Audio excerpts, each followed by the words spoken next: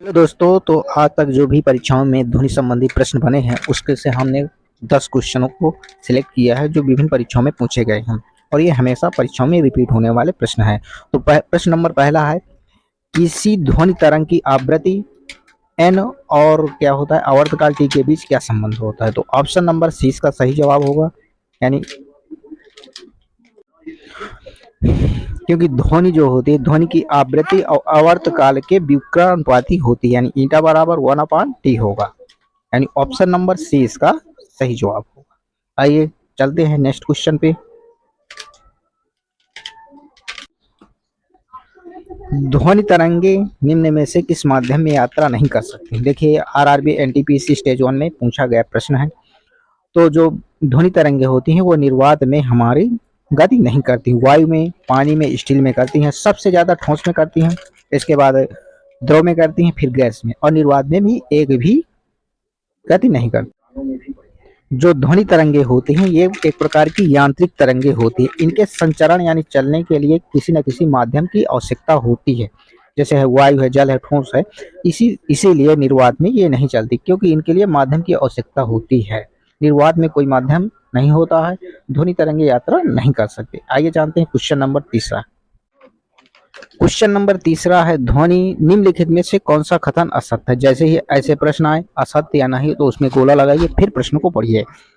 जैसे ध्वनि तरंगे, जो ध्वनि तरंग होती है दाब तरंग होती है, ये एक अनुदैर्ध्य तरंग होती है तथा ये एक यांत्रिक तरंग होती है। और जो ये ऑप्शन नंबर सी है विद्युत चुंबकीय तरंग होती है, तो ध्वनि तरंग विद्युत चुंबकीय तरंग नहीं होती है। तो ऑप्शन नंबर सी सही होगा। जो गलत पूछा है तो जो गलत है वही सही होगा, तो ऑप्शन नंबर सी इसका सही जवाब होगा। देखिए विद्युत चुंबकीय तरंगे नहीं होती हैं क्योंकि इसके संचरण के लिए निर्वात नहीं होता, क्योंकि विद्युत चुंबकीय जो तरंगे होती है वो निर्वात में चल सकती हैं, और ये एक तरह से ध्वनि तरंग यांत्रिक तरंग है। क्वेश्चन नंबर चौथा है, निम्नलिखित में से कौन सा ध्वनि तरंग की विशेषता नहीं है। जैसे ही नहीं वाला प्रश्न आता है तो आप नहीं पर गोला लगाइए, फिर प्रश्न को रीड करिए। अब देखिए ध्वनि तरंग की आयाम विशेषता है, बिल्कुल सही है। समय और अवधि भी विशेषता है, समय अवधि और आवृत्ति भी विशेषता और गति भी है। ये ऑप्शन नंबर डी इसका सही जवाब होगा क्योंकि यही गलत है। घनत्व तो हमारा क्या होता है, ये माध्यम की विशेषता होती है ना कि ध्वनि की, तो ऑप्शन नंबर डी इसका सही जवाब होगा। ध्वनि तरंगे होती हैं, किस प्रकार की ध्वनि तरंगे होती हैं। ध्वनि तरंग विद्युत चुम्बकीय तरंग होती नहीं है, ये तो हम जानते हैं, ये एक यांत्रिक तरंगे होती हैं। अनुप्रस्थ न होकर अनुदैर्ध्य तरंग है, ये भी प्रश्न पूछा गया है कि ध्वनि तरंग क्या है, तो ये एक प्रकार की अनुदैर्ध्य तरंग है। ध्वनि अनुदैर्ध्य है ना कि अनुप्रस्थ है, अनुप्रस्थ नहीं है। ध्वनि हमारा अनुदैर्ध्य है। देखिए जैसे आधा धारा है, अनुदैर्ध्य में भी आधा धारा है, तो आप रिलेट करके याद रख सकते हैं कि ध्वनि तरंगे कैसी है, अनुदैर्ध्य तरंगे है ना कि अनुप्रस्थ तरंग है। और इसमें जो यांत्रिक है इसका सही जवाब होगा। प्रश्न नंबर 6वां है, ध्वनि तरंग का आयाम किस पर निर्भर करता है। जो ध्वनि तरंग का आयाम निर्भर करता है वस्तु को कंपन करने के लिए प्रयुक्त बल। ध्वनि तरंग का आयाम किस पर निर्भर करता है, तो वस्तु को कंपन कराने के लिए प्रयुक्त बल उसी पर निर्भर करता है, तो ऑप्शन नंबर डी इसका सही जवाब होगा।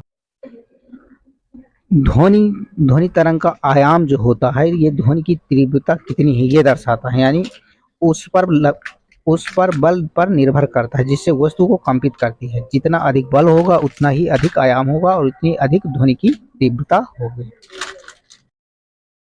प्रश्न नंबर 7वां है, किस भौतिक वैज्ञानिक के सम्मान में ध्वनि की आवृत्ति का एसआई मात्रक को नाम दिया गया है। यानी ध्वनि की, देखो ध्वनि का एसआई मात्रक क्या है, हर्ट्ज है, हम जानते हैं ध्वनि का एसआई मात्रक हर्ट्ज है, तो किसमें है, तो ऑप्शन नंबर बी यानी हेनी रोबोट हर्ट्ज, यानी ऑप्शन नंबर बी इसका सही जवाब होगा। माध्यम में प्रश्न नंबर है, प्रश्न नंबर 8वां है, माध्यम में घनत्व में ध्वनि तरंग के एक संपूर्ण दोलन में लगने वाले समय को क्या कहते हैं, तो इसको हम आवर्तकाल कहते हैं, ऑप्शन नंबर ए इसका सही जवाब होगा। प्रश्न नंबर 9 है, ध्वनि इनमें से किसमें संचरण कर सकती है, तो जैसे केवल गैस में नहीं, गैस में भी कर सकती है, द्रव्य पदार्थ में भी कर सकती है और ठोस में भी कर सकती है, तो ऑप्शन नंबर ए इसका सही जवाब होगा।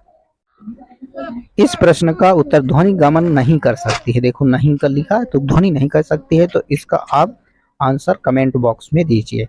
ऐसे ही प्रश्नों के लिए हमारे चैनल को लाइक एंड सब्सक्राइब कर लीजिएगा, मोटिवेशन बढ़ेगा। तो ऐसे ही प्रश्न हम और लाएंगे। देखिए सभी ये PYQs हैं और ये प्रश्न बनने की संभावना है।